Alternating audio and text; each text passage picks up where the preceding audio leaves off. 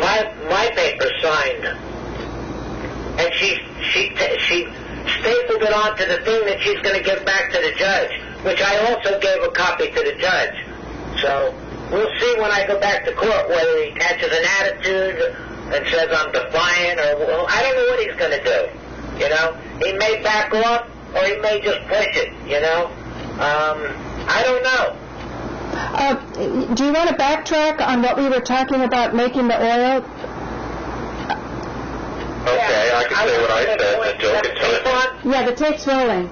Okay, well, what I was saying, I said that some people need to be careful, and I think one of the things that Rick is trying to convey so much is when you buy hemp oil from somebody that's already made, you don't know where they got it, you don't know what they made it from, you don't know if it's high quality, low quality, or even the reputation of this person. Like you pointed out, Paula, that some people that are getting cancer have never been in any kind of marijuana circle at all in their lives. They have no idea where they can get it.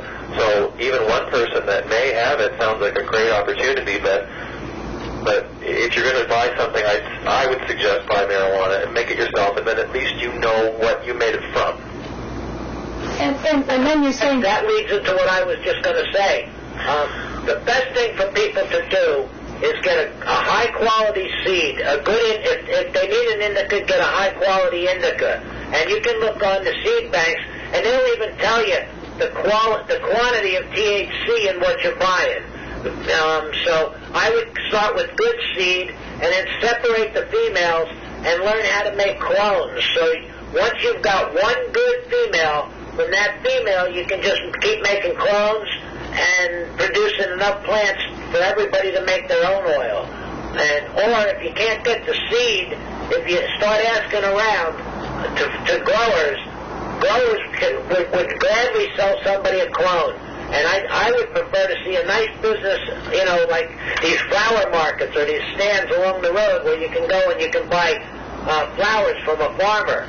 It'd be nice if they were set up where you could go buy clones. And, you know, you go buy your clone, you grow it into a mother plant, and then you make clones for yourself. And everybody could have all the supply they want from one plant if they did it right. Yeah, unfortunately that's illegal here in Canada too, but I'm sure it's illegal there since you're not allowed to have it in the first place. But the people that are buying marijuana on the street, Joe, the people that need to know what this marijuana looks like. What does the best marijuana look like? Is it what you see in the good marijuana magazines? Is it look like white as snow, but covered in crystal? What are you looking for? See, that's crazy because there's so many strains and they all look different. I've had strains like the white widow or the white rhino that really do look white, and they're loaded with crystals. And then I've had grape skunks, which is a real fine indica, you know, and that's more of a purplish or greenish, you know, color, and that's a high quality one. I mean, there's so many really good strains out there. It really comes down to individual choice, and some strains are going to be better for different conditions. I don't know that.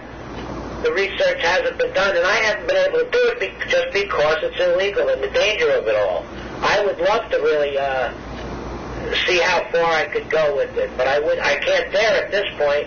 I mean, I've been arrested so many times, they know who I am, and I'm sure they watch me all the time. So at this point, I can't really do anything. Yeah, that brings up another point that I wanted to make about the seeds. When you mentioned that before, I wanted to just caution people not to buy seeds across the border if you can help it. I know that's one of the reasons that Mark Emery was caught selling seeds, and I know that it's more of a crime in the U.S. to have seeds than it is here. Here it's kind of Canada, it's kind of not even bothered with. I mean, there's nothing you can do with them except plant them. There's nothing you can do to get high or do anything. But just a second, Christian, there's nothing you can do except plant them. That's the heart of the whole issue of monopoly and land ownership and, you know, the taxation. That is the issue. That's the greatest danger, is that reasoning people for not plant making them. them as illegal as the grown plant is that they're not as useful at that stage. Right. So, I mean, people can walk around with marijuana seeds in their pocket. If a cop saw it here, I honestly don't think they would do anything. But I think if you're in the U.S., you'd be lucky if you didn't have your arm broken, the speed it would go behind your back. Because they're worried you're smuggling some high-quality seeds. Well, they know what you're going to do with them. Uh-huh. Because, I mean, if you have them, the chances are you're going to plant them. But I mean, just here, just having them before you plant them, it's like having a wine kit. You can sell a wine kit to a minor because it's not wine yet. Right. I got you. I mean,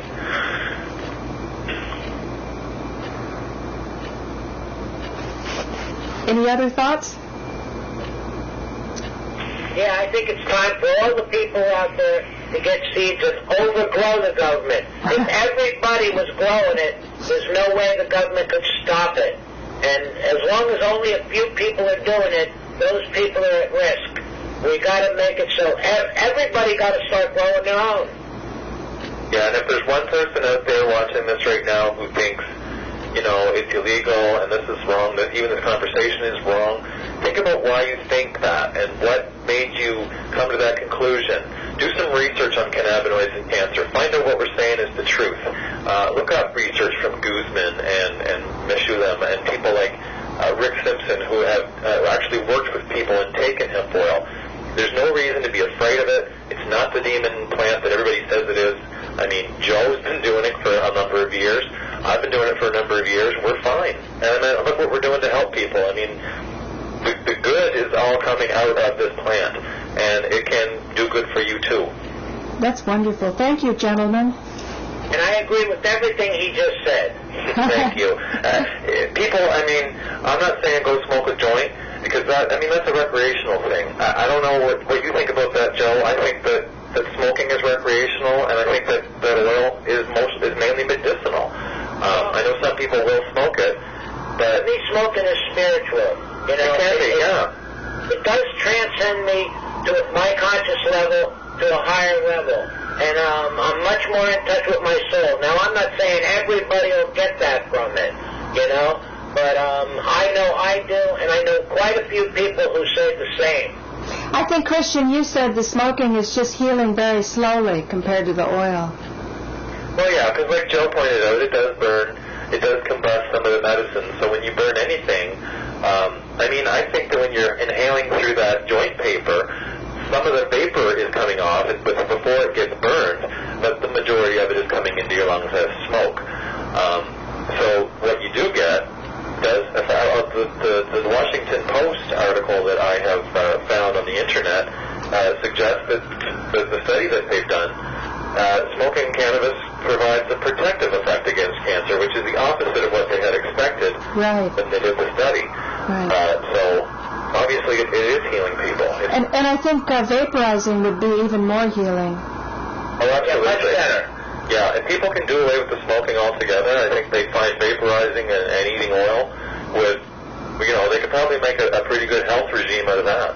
Right. Oh, Christian, before we end this, you said that there was somebody even taking that low-grade oil just by eating it, your mom or something that got rid of stuff?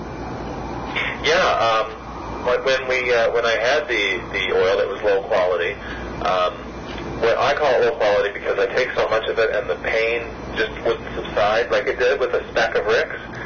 And certainly the head high didn't happen. Didn't come on like it did. Like sometimes when you take Rick's oil, it feels like you're hanging off the back of a train, just waving along in the wind.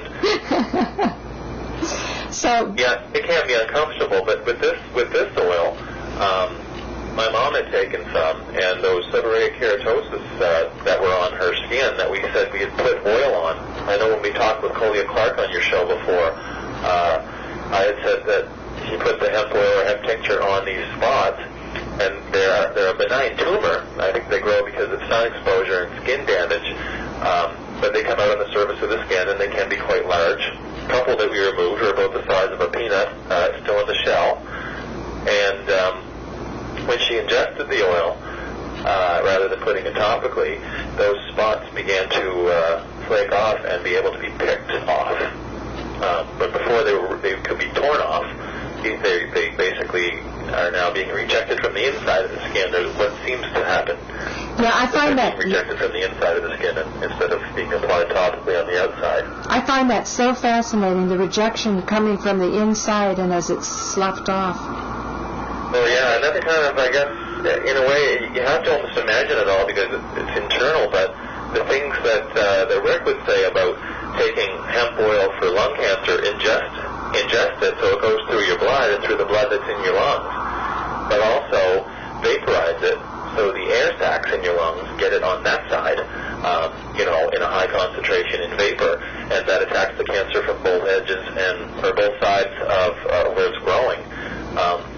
And correct me if I'm wrong, it sounds like that makes total sense that would work because it's the cancer cure coming at that cancer from every angle it can get it. Yeah. Other than a direct inoculation. But I wanted to make a point between when you say the low-grade oil as opposed to the high-grade oil. What I think the difference is the quantity of THC in the low-grade. I mean, there's THC there. It's just not as much and not as high quality. In the real high-quality oil that's made from the best bud, you're getting much more THC per volume. Like you could have an ounce of the low grade, and it might only, let's just say, have 30% real quality THC in it, where the high grade might have 90% quality THC because the plant that you're getting it from has more and of a higher quality, where the lower grade pot has less and it's not as good a quality. I agree with that, and I think I'm experiencing that just physically with my own body. Over the last 3 months, it has not been a miraculous healing like it was when I used Rick's oil.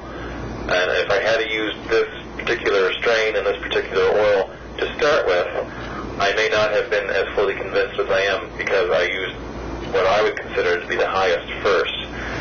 Oh my goodness! I'll tell you how you can test to find out whether it's really good or not good, or a lower grade. If you take one of these glass pipes, a brand new clean glass pipe, right? You can make a test too? Just a tiny drop of the oil, like a grain's worth, a grain of rice worth, and put it in the glass pipe, and heat the pipe from the bottom, not from the top, where you're not burning the oil, but you're heating the glass high enough that it'll vaporize, and you suck it through the thing. If it really rocks you, if one tiny little drop really rocks you, then you know it's good quality. You know, like anybody who smokes knows if you smoke a good joint, it's really going to get you high, and one joint will do it. Yeah. But if you're smoking low grade, to get as high, you won't even get as high. You got to smoke 3 or 4 joints. So it's the same with the oil. If the oil is real high quality, rather than before you buy it and spend all that money, put just a drop in a pipe and take a good hit off it. And if you really feel it, then you know you got the good. And it seems it's related to the cure. Right. Well, I think like what we were saying, like the high and the cure is based on the level of cannabinoids that are in what you're using. And if you're using a low-quality oil or a low-quality plant to make your oil, then your cannabinoids aren't the best ones you could have. And you could have a lot of them, but they're not going to work as good as the good stuff. Right. So if you have really good cannabinoids in a good oil, and you take, like Joe just said, if you take and vaporize 1 drop of that, well, the cannabinoids in 1 drop of good oil would be what? It would equal to what you'd get off of 4 or 5 joints, right? You strip it all down and then put it into 1 drop. I mean, it's quite a bit. Tiny little. The best way to test it is test the smallest amount. If you put a tiny little drop in a pipe, and that little tiny drop gets you good and high, then it's a high quality. If the tiny little drop don't do much, if you don't feel nothing off it, then obvious it's not good oil. It's a simple way to test for people to test who don't have test kits or any of that stuff. you know. And before they put out their money to buy a glass pipe is, you know, $5 for $6 for a glass pipe. It's worth it rather than spend $3,000 or $4,000 on a pound of weed or oil from a pound of weed that ain't going to get you high anyway. But we're not talking about the high, we're talking about the cure. It seems as though your mother, it works for those skin cancers, or not cancers. You can't go one without the other. If you're looking for THC, the cure, THC is what gets you high. So if it won't get you high, it's not quality THC. But that's what the CBD thing is saying isn't true. What do you think, Christian? Well, from what I understand from listening to Dr. Mishulam, I was under the impression that THC is about half of the abundant cannabinoids on the plant, and CBD or cannabidiol is the other half of the abundance, and the rest are just like the other 60 or so that are good, but they're not the main constituent on the plant. I understand that people can grow a plant that is mainly cannabidiol, eliminating the THC. I think somebody actually came up with that for medicinal users who don't want to get high. I don't see, because the THC is part of the medicine. To take that off of there is changing the, I guess, a pharmacopoeia, is that the right word, of the plant? Like, I mean, the way that those cannabinoids all interact with each other is part of the healing, and when you're taking some out of them to say, oh, well, this makes it better because it doesn't make us high, what are you changing? People say there's not enough research. You lose something when you do that. I think it ruins it. Me too. I believe you need both. You know? And that's part of the process of making the good oil is to be able to heat it and cool it so you get both. Oh, you mean offer different varieties? No. If you freeze plants, you get a certain chemical. See, I'm not a chemist. I know from experience, but I don't know the proper chemical language to put it in. When you freeze it, you're getting some of the trichromes, but you're getting specific ones. When you heat it, or when you extract it with a solvent, you're getting other ones. So I think in order to get them all, you need to do both, heat it and freeze it. But does it eventually become one thing, or you just take two different, dinner and dessert? No, I think he means the process. Different chemicals. So you're saying you would take the same oil, and during the process of making it, at some point it would be frozen, and at some point it would be heated. No, I personally think the best process is to freeze the pot first, right? Even before you add the solvent, if you're going to do it with solvent. When you've frozen the plant, you've frozen and crystallized some of the chemicals that you want to get out of it, right? And when you put the solvent in, you're getting more of those chemicals, whether it be CBDs. I don't have a laboratory or a microscope to be able to look to see exactly. I know the difference in the oils. You know, when oil is made from like the hash, some people are making the oil from the water hash, which has been frozen, and they're getting a different THC oil than the people who are just using solvent to get it. I think they're getting more. My guess would be that by freezing it, they're preserving more of the CBDs when they use the solvent. And then when you heat it, some of the chemicals that were ready to change or trying to become THC or CBDs, when you heat them, they flip over, and it makes more THCs or more CBDs. I'm not sure. I'm not a chemist. That's the understanding I have. Chemistry from the hippie way. You know, I don't know it from a scientific way. Did Rick ever try freezing the plants first before he put them in the solvent, and then Joe, you're saying go through the process as Christian has outlined and run from the cure?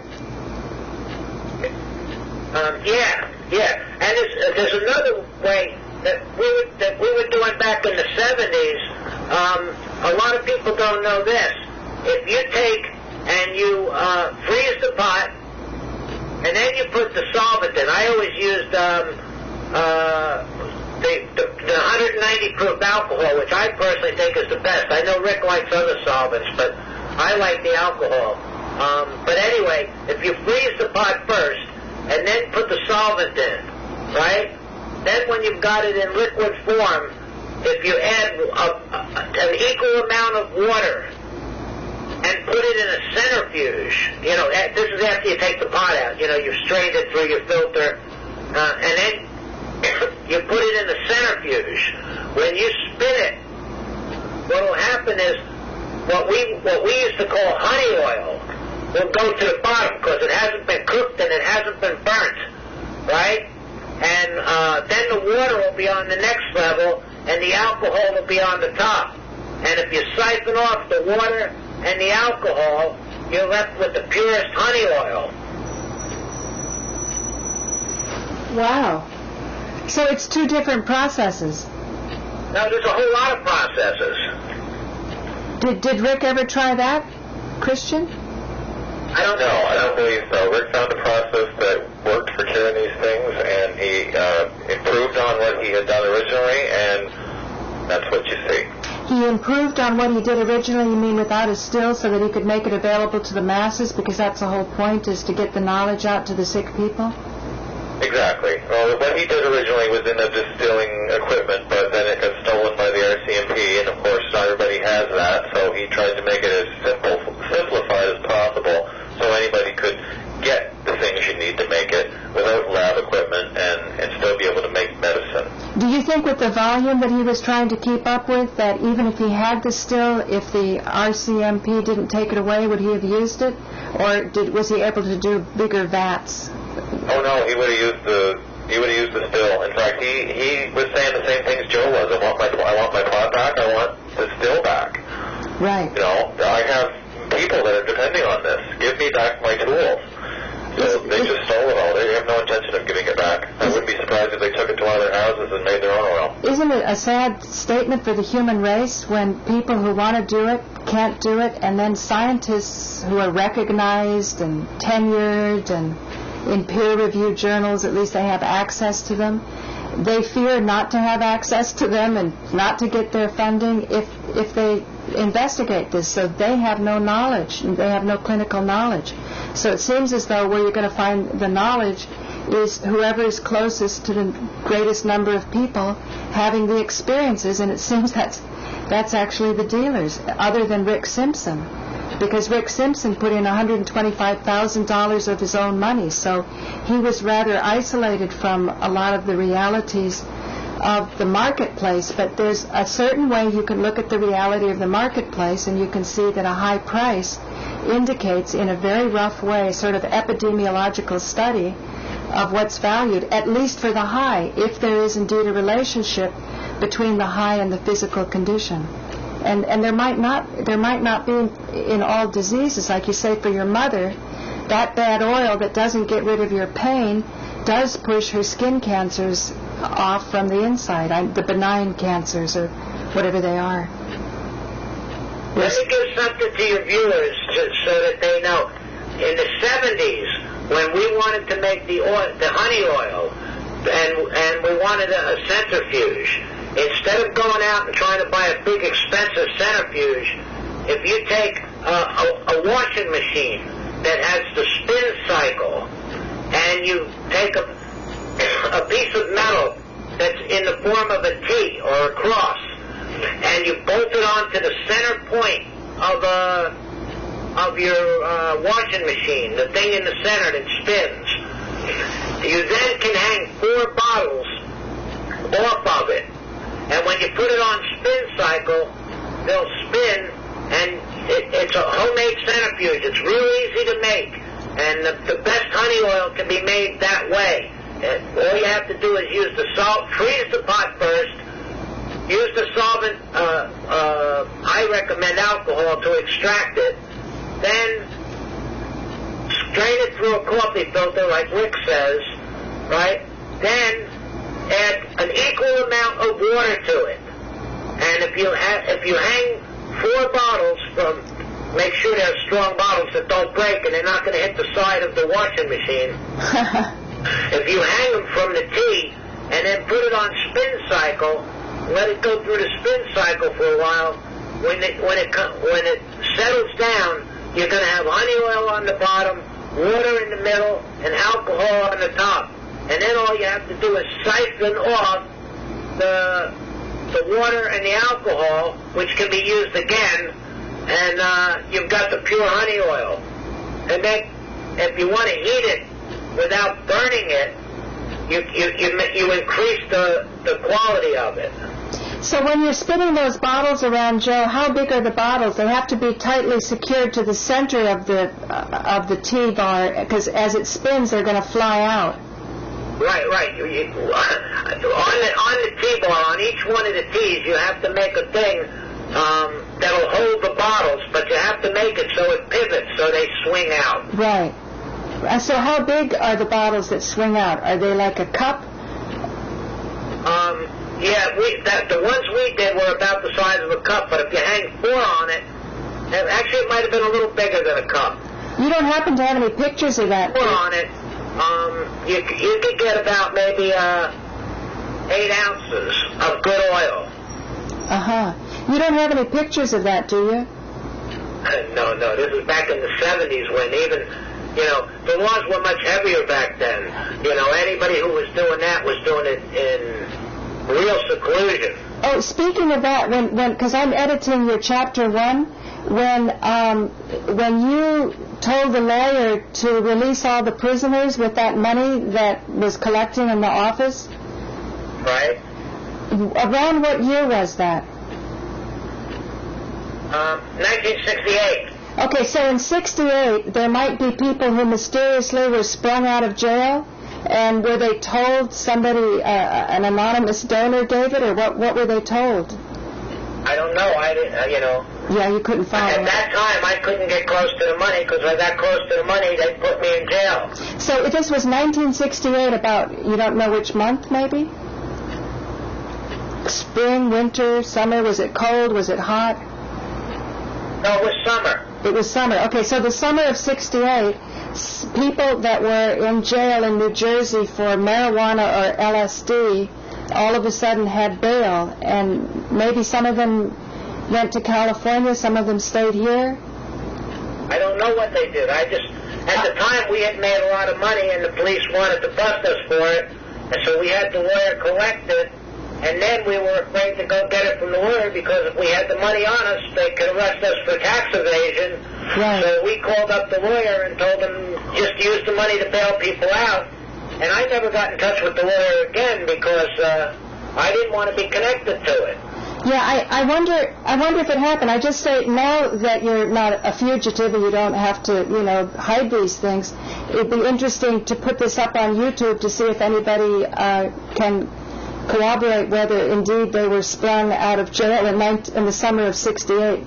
That would be wonderful. Otherwise, the lawyer might have said... There is an article on it that ran in the Plainfield Courier News.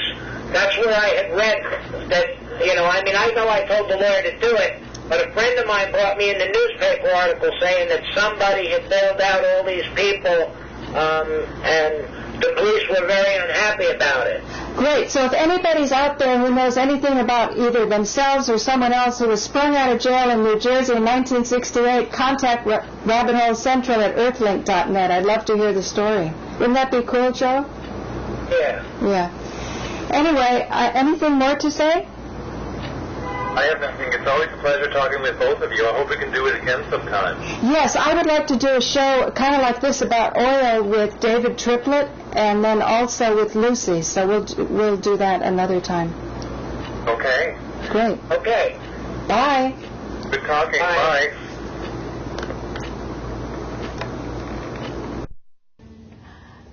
Hi, this is Paula Gloria, and this show is called Farther Down the Rabbit Hole because we like to go into topics more deeply. And what you just heard was a very deep discussion between Christian Laurette, who's the producer of the internet hit Run from the Cure, the Rick Simpson story. And if you Google Run from the Cure full version, you don't have to watch 8 little 10-minute pieces on YouTube, although those little pieces is what hit the 1 million mark. What's really interesting, yeah, great. You can find it high on Medicated Goo, Barton and Laurette tell all. So Christian Laurette was the producer of Run from the Cure, and Joe Barton is now one of my favorite guests, and I'd like to introduce him to take calls from you all. So if you just put the number up, then we can get calls.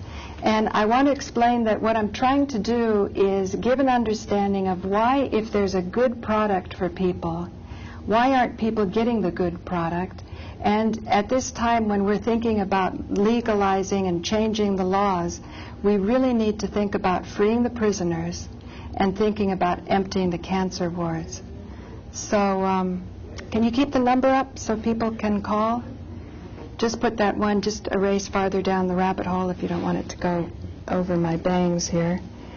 Again, what I'm trying to do is show the importance of distribution, and that gets into a whole favorite topic of mine even before I was interested in hemp oil and even before I was interested in radioactive stones, because those too heal cancer. And that is binary economics, or the importance of capital distribution so that people have access to resources and that people can live together in a complex civilization and that their actions nourish each other. In ancient traditions, they would have a caste system. Some people would be responsible for reciting the holy words, the holy scriptures, and passing on good ideas to other people in society. Others would be responsible for being the warriors, that is, protecting things. And then others are responsible for the flow of products. And what's interesting is if you look into the merchant caste, you'll see that throughout the ages, when products are exchanged, so is knowledge about the products exchanged. If someone's on the CG, just remove farther down the rabbit hole with Paula Gloria, because people know that by now, and they can call in. That works a little bit better. So when it comes to exchanging products, you'll notice that, say, in ancient Greek times, Greeks were known for being seafarers, and they would go from one shore to another. Say if they went to India, they would take spices and they would bring them back to the Mediterranean and then exchange them for things that were common in the Mediterranean. And a lot of the proof that Jesus was in India, it can be corroborated by gold coins that were found in Andhra Pradesh, Roman gold coins at the time of Jesus. So surely, if the merchants made their way there, so can people who are interested in the holy works. Another thing to keep in mind that Gurdjieff talked about before he got the great wisdom that he did from the masters that he sought, he was tested to make sure that he could function in the world. And so with that introduction, I would like to welcome Joe. How you doing? Thanks for coming. It's a pleasure to be here. What did you think about that discussion with Christian Laurette? Oh, it was interesting. I enjoyed it. Because you gave away some of the secrets of the insiders, the people who knew about hemp oil before the studies of 74. Well, I think at this point everybody should know it. All the information should be made available to everybody, since we now know that THC cures cancer. I think, and because it's illegal and the government is fighting everybody on it, I think that the information has to be made available to everybody. So Christian Laurette, by giving it away on the internet, he did a good thing, because a lot of people duplicated the recipes. Right, right. And that's the proof. Right. And Rick Simpson was actually new to the oil when he was making it. In the late 60s and early 70s, a lot of people were making it, on the hip scene, and it was quite a popular thing for a while there. Right. So, the chemistry of it was passed around among, everybody insiders. Everybody who was dealing at that time. So, but it got lost, until Rick started making it. Not many people knew about it or were aware of it. Is that because it was such a high bust? Or, you got more time for that? The laws on it were very strict. It's a high felony when you to have the oil or even hash. Like marijuana is less of a crime unless you have a lot, like I had. But so the concern that I know you've expressed before is that if it's regulated, and Christian Laurette said the same thing, perhaps if not exactly on this show, then maybe on the previous one, that what people with licenses in Canada were getting from the government probably wouldn't cure anything. It was, right. What would he say, stems and mulch? Right. He said it was just ground up marijuana with the buds and the stems and the sticks right. and everything together. Right. Which is not a high grade. And he said it was too lumpy to smoke even. So right. What would you do with it? Well, I don't think the government really wants people to have the good grade, because I think the government is in the pocket right now of the pharmaceutical companies. And the pharmaceutical companies want control of it. So the government is trying to keep the people from having the quality. That's why I'm really enthusiastic about getting this information out to people and having people respond to it. People obviously are shy about it because it's illegal. But on the other hand, when cancer strikes, that's such a dreadful disease and the people suffer so much.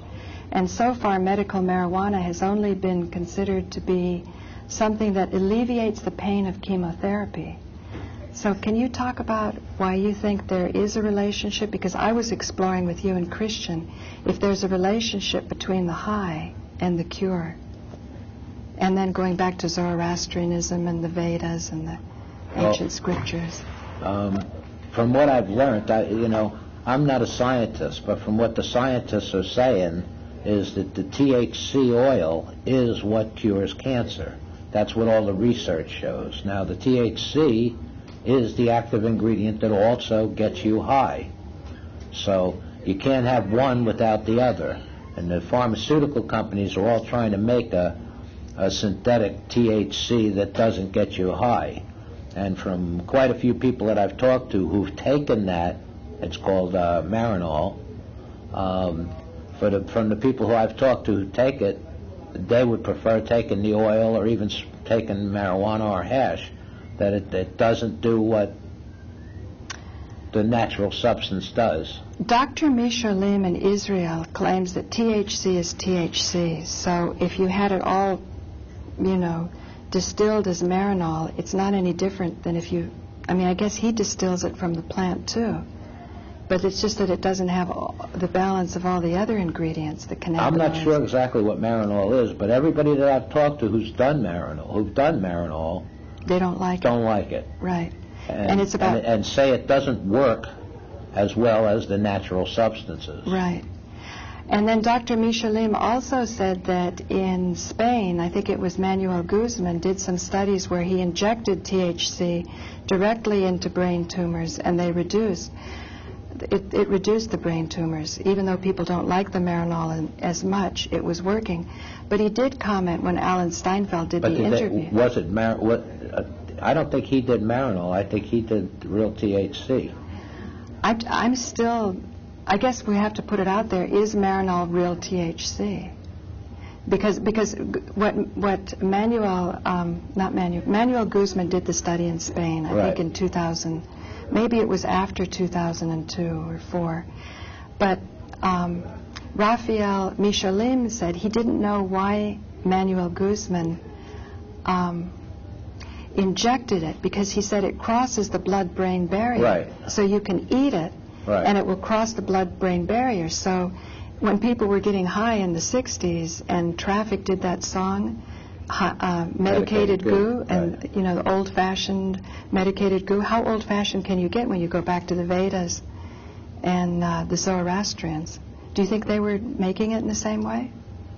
No. I think that when you read the Vedas or the Zenavista from the Zoroastrian school, what they were doing was they weren't using the solvents that we use today to extract the THC, but they were using milk and the butterfat in milk. If you soak marijuana in butterfat, the THC is absorbed into the fat. So then when you strain out the marijuana, you've got the THC in the milk, in the buttermilk. So it was just a different process. They knew that how to extract THC. They didn't have the solvents that we have today to do it. We can do it more efficient today. And they made a drink, the Zoroastrians made a drink they called Homa, that was marijuana with, they soaked in milk, and then they strained the milk and they drank the milk. But they washed the marijuana first in water to extract the chlorophyll, because you don't want the chlorophyll. Most of when they do the solvents today, they extract the THC, but they also extract a lot of impurities, including the chlorophyll. And that's not good? Right, you don't want, no, that's not good. What you want is the pure THC, and in order to get the pure THC, you have to be able to take out the pollutants and the chlorophyll.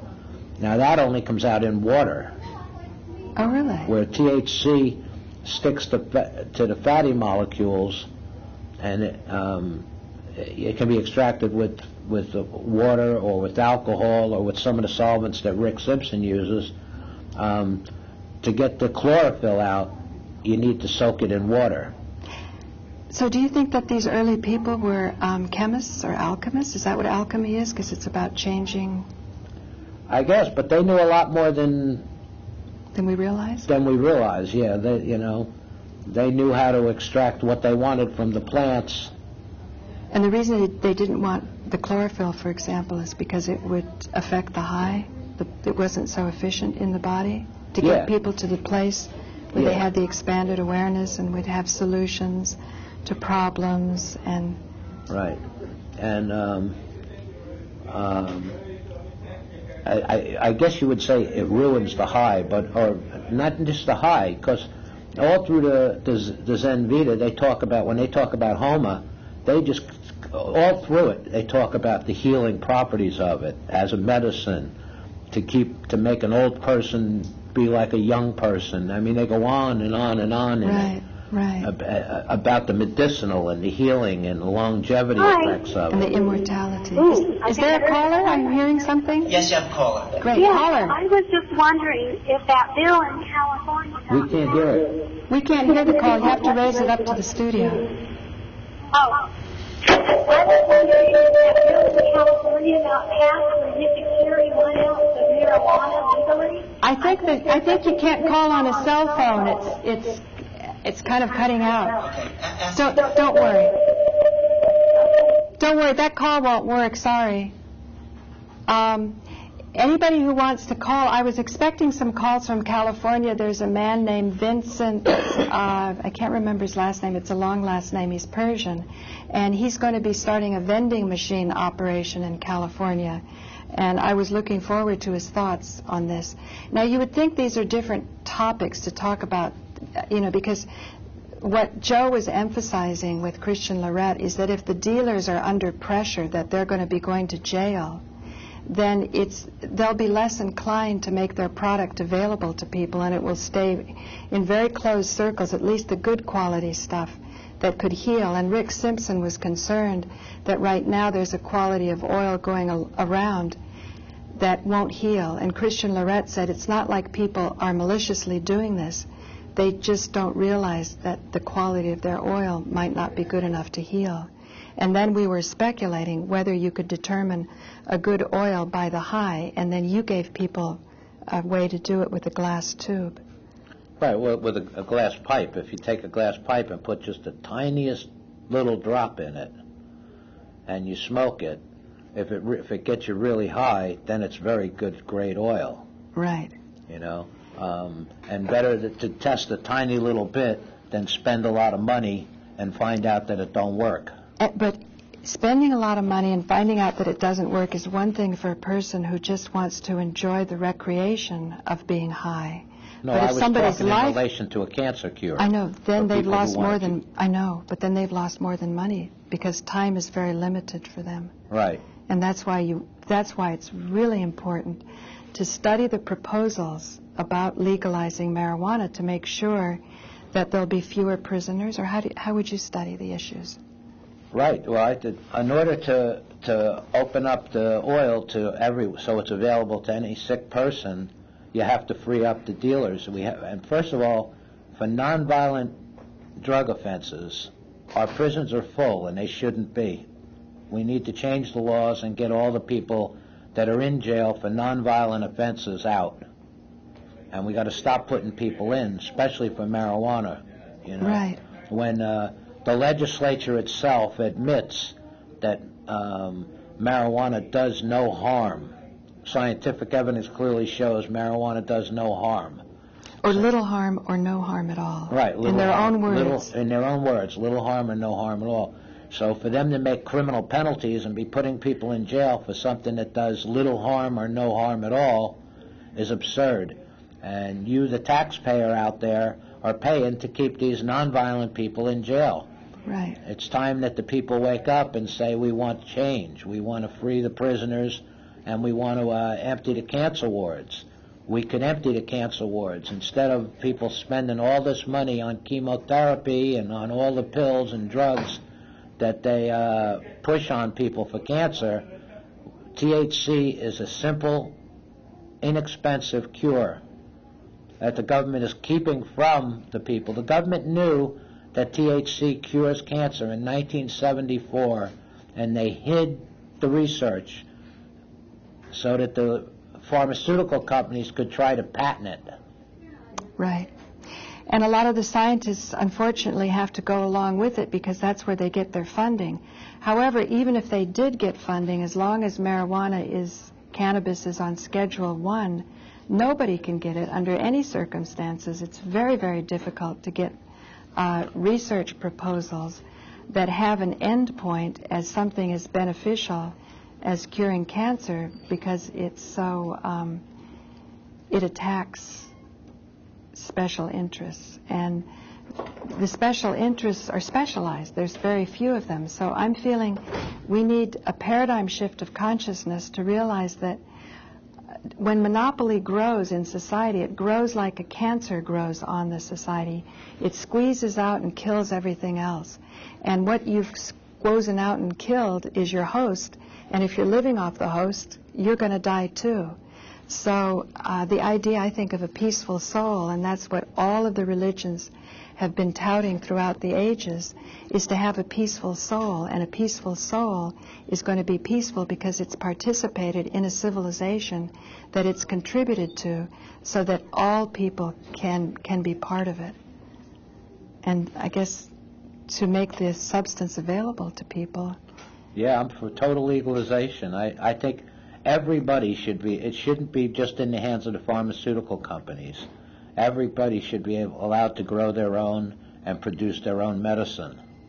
And then you have the wisdom of the marketplace, where the best products will rise to the top, just like fine wine. Some people pay hundreds of dollars for a bottle of wine because they know it's a good bottle. Right. So likewise, if you have cancer or terminal disease and you don't have much time, you want to be able to have access to the knowledge of what the best product is. So along those lines, can you talk about Tom Prasad and how he realized knowledge was important? Well, Tom Prasad, who started High Times, was at our commune, and we were all tripping on what was called orange sunshine in them days. And all of a sudden, Tom sat up, and I thought he was having a bad trip. And I said, "What's wrong, Tom?" And he said, "I just had a great idea." And I said, "What's that?" And he said, "What do people want more than drugs?" And at the time, I couldn't think of anything more that people wanted more than drugs. I said, "Well, maybe money." And then I thought about it and said, "No, people pay money to get drugs." And I said, "I didn't know." And he said, what people want more than drugs is information about drugs, how to get better drugs, how to purify them, where to find the best, all the chemistry to make it better. So then he said, "I'm going to start a magazine that gives information about drugs." and he started High Times. And while Tom was alive, there was lots of information about drugs, how to purify them, where to get the best. Unfortunately, after Tom died, High Times went down the tubes.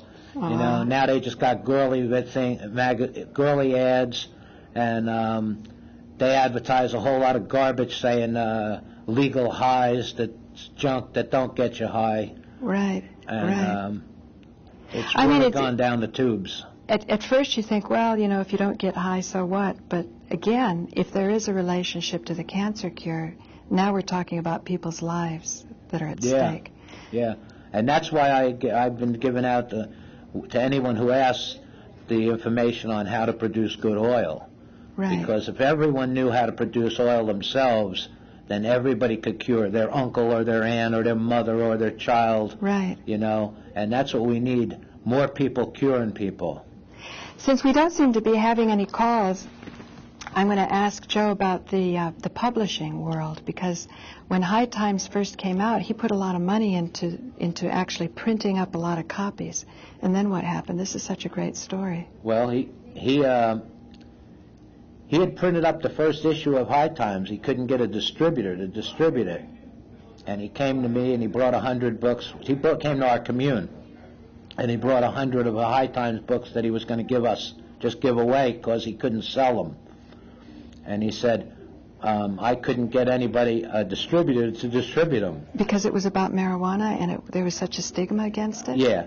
And I said to him, Tom, you just sold $2 million worth of hash. You got the best distribution network in the country.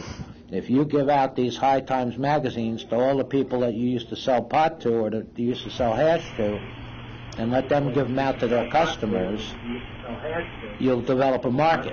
Right. So you got a caller coming in. Yeah. So caller, are you with us? While we get the caller with us, just tell the caller to interject and turn down the television. Well, this is Dennis here. Am I with you? Yes. Interject and turn down the television. You have to call. You have to turn down and mute your. Yes. Hello. I hear you over the TV, but I'm not through here. Great. Who are you? Yes. Hello. Hello? Hello? I'm not hearing you through the earpiece on my phone. Of course, your TV's delayed. I wanted to ask about the Marijuana Policy Project. Do you think that they're a good organization for national legalization? Who? Who did you say? Who did you say? The Marijuana Policy Project. The Marijuana Policy Project. Okay. We'll talk about that, and we're going to have to say goodbye to you, not through any fault of yours. I know that if you can't hear on the telephone, then it's a problem from our side, and I've been struggling with engineering to take care of the problem. But, you know, this is kind of like guerrilla TV. You know, we're doing the best we can to get this information out. Do you know anything about what he's talking about? I don't know the Marijuana Policy Project, but if it's involved with NORML has been bogus for 40 years. They've been collecting money and collecting money. They've never once bailed anybody out, got a lawyer, or really tried to help. Provided an expert witness. Provided expert witnesses for court cases. I wouldn't support NORML. I don't know the Marijuana Policy Project offhand, but I'll check into it and see if I can find out information on it.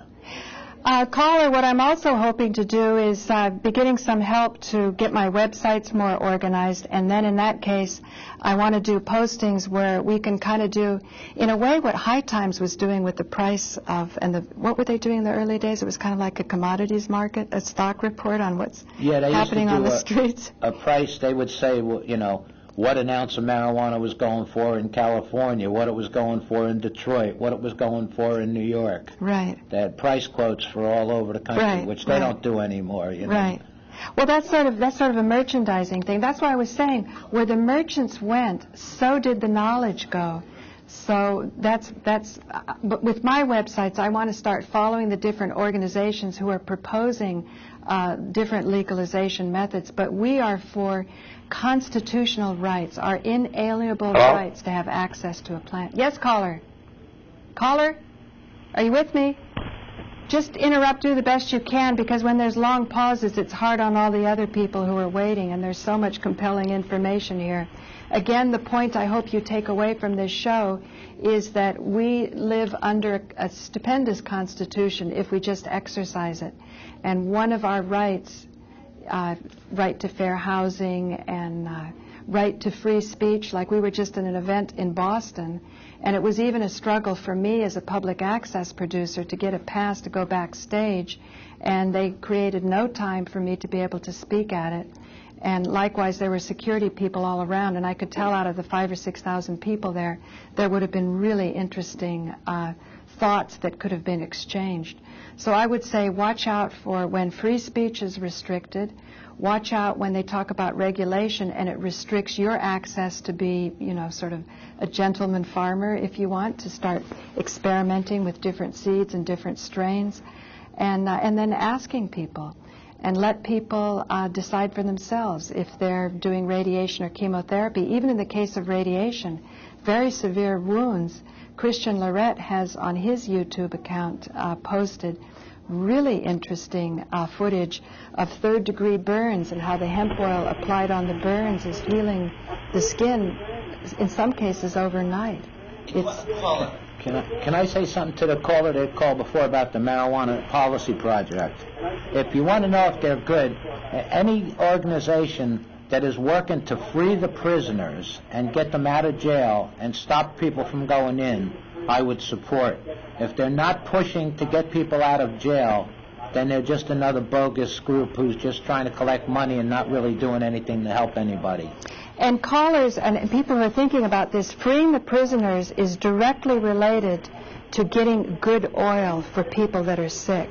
Because as I said, the freedom of the marketplace is going to allow the good product to rise to the top. But when you're constantly taking out those people that are dealing the good quality or working with it, taking apart the chemistry sets and different ways that people experiment, because human beings are inquisitive. They like to understand the nature that they're part of, and then human beings naturally like to share. What could be more desirable to share than knowledge?